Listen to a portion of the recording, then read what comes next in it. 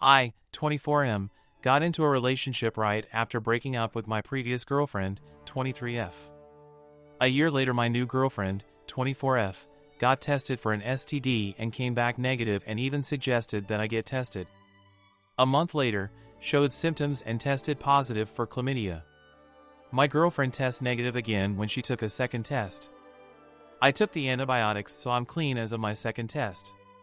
Now I'm just in denial of how I got it because I didn't cheat, and medical professionals are saying that she would have gotten it if I've had it since I was with my ex. For context, I, 24M, was in a long-term relationship of 3 years that ended last year due to a lot of reason. However, the main reason was that my ex Hannah, 23F, not real name, was emotionally cheating in the sense of having another guy on the side where she sent pictures to him and talked about having sex with each other. I don't know if she had sex with him while we were dating, but I know they did hooked up during a brief moment when we were broken up 2 years prior. So this last time we broke up, I didn't get an STD. Following that breakup, I hopped straight into another relationship not long after with Kyra, 24F, not real name. The relationship seemed promising until we fast forward a year to this past summer. She went to the doctor for a checkup and decided to do an STD test. She then kept suggesting that I get one done too. And we had been having unprotected sex for months at this point. At this point, I still didn't get one done because she tested negative for everything on it, and I thought that with those being highly transmitted diseases, I'd be clear since she was clear.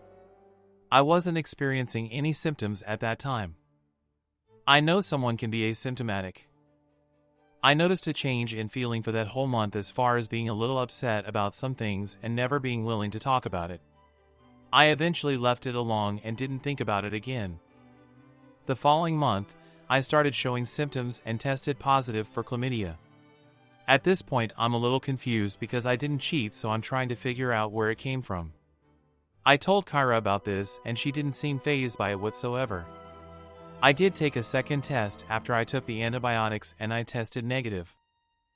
The running theory is that I had contracted it from my ex last year and just had it all this time. I know it sounds stupid, but I admittedly don't know much about health in general, and now I'm learning. Following that conversation, she didn't want to take another STD test for a few weeks after that. She kept pushing back the date that she was going to take it, saying that she forgot and doesn't feel like it. When she did take her second test, it came back negative. At this point, I'm just all kinds of confused because it had to have came from somewhere. I saw a screenshot of her first test, and she told me about her second test.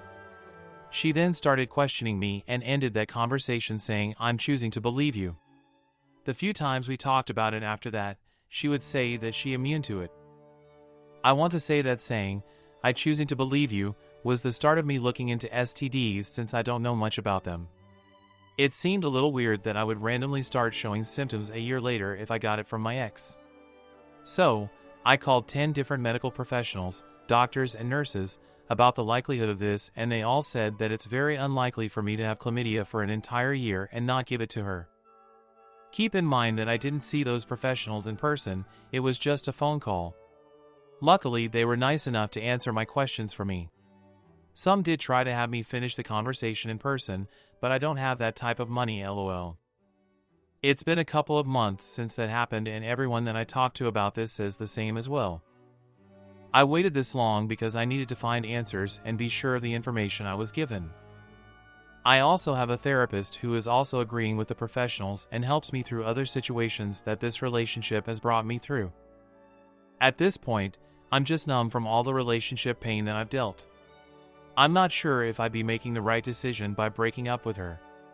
A part of me wants to believe her, but the facts don't seem to be lying. I love her, but I think I've reached my breaking point. I'm at the point where I've lost my smile around her. My friends say that I should broken things off a while ago, but I had to be sure of all the information that I've learned. I'll be talking to her about it all very soon. Before getting to cheating story, I must clarify what I meant by suffered from females. My mother tried to kill me twice, repeatedly hit me with some electric cord, leaving dozens of scars on my back, and emotionally abused me for years. I still didn't recover from this. My older sister groomed, molested, and raped me for 4 years, 7 to 11 years of my age. She stopped when I told my classmate about it, but she didn't face repercussions. And my grandma, with whom I lived for 12 years, 6 of which exclusively with her, because I needed to finish school and college, while my mom and sister moved to a larger city to work there. I rarely spoke to my mom in that time, not that I wanted to. When I was 16, this grandma told me that we need to move to a rented apartment, because her loan contract was turned into selling one to a person that dragged her into some scam shenanigans and, despite being experienced accountant in the past, didn't ask for her copy. So, we lost our house, and this grandma is still on their hook, even after 11 years. What about my father? He committed suicide when I was 8, added this part here a bit later. So, I guess this is enough for a single person. Some of my friends were amazed how I still find women attractive. It's because despite that, I had few good girlfriends and couple of female teachers to look up to.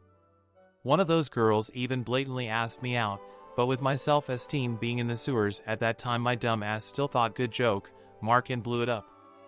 And plenty of others showed interest in me, but I didn't thought of it that much. So, into affair stuff.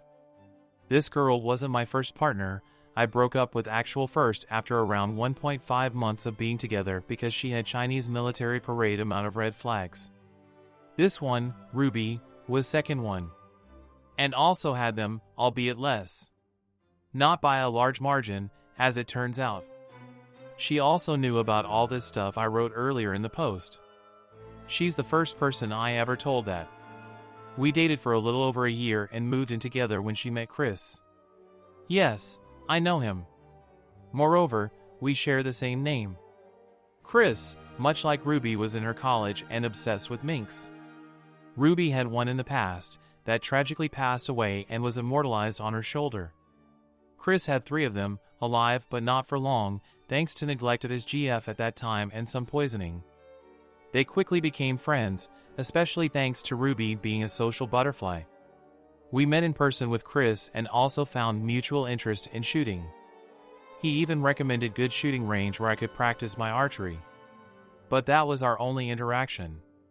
We were standing in the bus. I tried to hug Ruby to show affection and give her something stable to hold onto, but she dodged it, took her friend and occupied seats nearby. When we returned home, I asked her what was that about.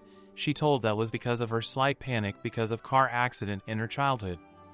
She told about it even before moving in, so I believed her, but still felt unease. Later, I found that he was giving her presents. I was cool with Ruby having guy friends. I knew almost all of them. And at first these presents were little treats to a starving person. But then it was related to her another obsession, Genshin. I pointed out that he's good with picking gifts. But then, when we were loafing around on a couch, I caught a glimpse of one particular message from Chris. Can I lay down next to you? Pleading face. This made me very uncomfortable. She knew that I was not okay with her occasional flirting with her friends. She was doing it with both genders, and not stating clearly that she was with me when someone was flirting with her. I told her that this behavior from Chris is not okay. She agreed, and she told that she will distance herself from him and cut their interactions. I felt somewhat relieved, but Spidey senses was tingling a bit. All was good for a couple of months until she slipped up that she was actually interacting with Chris.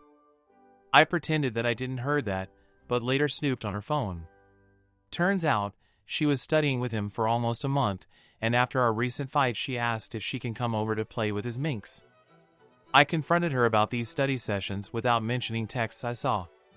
She said that she didn't want me to get upset and Chris was a year senior to her, which is true, and excelled in one discipline in which she lacked at. Second part is true, unsure about first. And he needed emotional support because of his abusive GF. I felt extremely uncomfortable. She apologized and promised to do better.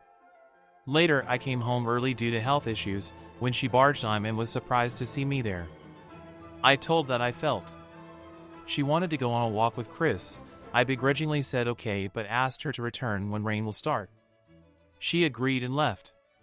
It was late October, so rain didn't take long to start. She didn't return.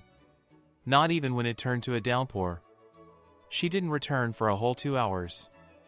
I was pissed. When she returned, I confronted Ruby about it. she got extremely defensive. I made an ultimatum, it's either him or me. She chose me but left to her parents' house to cool off. She wasn't lying about that. She stayed there for a week, after which I called her for a serious talk. We met and our conversation basically went down to me not trusting her anymore and that she needed to be honest with me, first step of which was giving me full access to her social media accounts. She accepted in a heartbeat, but later I didn't bother to look there, since I suspected that she deleted compromising stuff. Then I made a post in AITA subreddit where everyone said that I wronged for not leaving her. I felt the same and this was confirmation. Ruby was being extra attention-five and affectionate after that talk, but I felt repulsed by her. Shortly after I spilled the beans, saying that we can't go on like this and need to break up. She cried, tried to plead to reconsider, but realizes that it was pointless. She asked her brother to help her moving out, so our last awkward interaction was shortened to a couple of days. I also packed up her gifts to me because I wanted to move on ASAP. Her brother later called me, saying that they got home safe, but Ruby was crying whole time. She tried to call me quite a few times, but went to voicemail. Until some time later she asked me to meet up so she can be completely honest with me. For closure. But I didn't need this anymore. Chris drunkenly confessed to a mutual friend that Ruby jerked him off to help him cope with his abusive GF. While knowing about Ruby being my GF at the time, I didn't want to injure myself anymore. I wanted to tell her what I knew and call her all sorts of names, but silence in this case would be louder. Deafening loud. Later, after D&D session, Ariana, her best friend, pointed out that my character was good and had some of my traits. I asked her to clarify, and she told me about his traumas, and knowing my story she can see where they were coming from. She meant my sister. I asked where she did learn this and how much she knew. Turns out Ruby told her my woes, bit by bit. She felt very guilty afterwards, and asked not to tell anyone about this. Especially me. But since Ariana knew about our breakup, she thought I didn't mind her remark. I was pissed and disgusted, so asked her to tell Ruby that she doesn't exist for me anymore. And that led Ariana for her support during this hard time. She was emotionally supporting me since our breakup, without knowing full reason behind it. At least, until that moment. Few months passed, I gave up on searching for a GF and took multiple STD tests. I was clear, and concentrated on my passions. When I was going to Hema Club I met an interesting individual. Let's call her Jess. Jess is Hema nerd that loved LOTR and Pathfinder. I thought we could connect, due to me being experienced TTRPG player and also loving Pathfinder after I played Alcat games. And she would love my Aragorn Strider cosplay. But this redhead firecracker had another idea. Coaches said that I was natural with blades, especially Montanti and Saber, and Jess decided that I'll be her rival. We both were noobs there. Jess came there a month earlier than me. She was pissed that she couldn't beat me neither in duel because of height advantage, albeit not that big, 9 to 10 centimeters difference, nor in DBD. She hated both my jumpscare Myers and Pyramid Head. Yeah, she's that one NEA main. Especially because I didn't mind losing, as long as I had fun and scared/pissed her off. And I thought also hated me as person, but I started to see cheeky grins of other club members. One day, our club went out for a drinks to celebrate Founder's birthday in his house. We had a bit, or not, too much. Especially because Jess challenged me to a drink out, like a freaking dwarf. She even tried to make their accent. I accepted, and after 1 or 2 rum bottles we, now writing from club members' words, we started to wrestle. I pinned her down. We stared a bit. Then started to kiss. If this mutual face devouring could be called a kiss. They urged us to go upstairs and to do it here, so we did. We woke up both tired, exhausted, messed up and in dire need of water. Thanks to them we had a couple of bottles nearby. Then we both realized that we are naked. And our clothes scattered everywhere, even my underwear somehow flew on a window curtain. We both agreed not to talk about it, but started to talk more.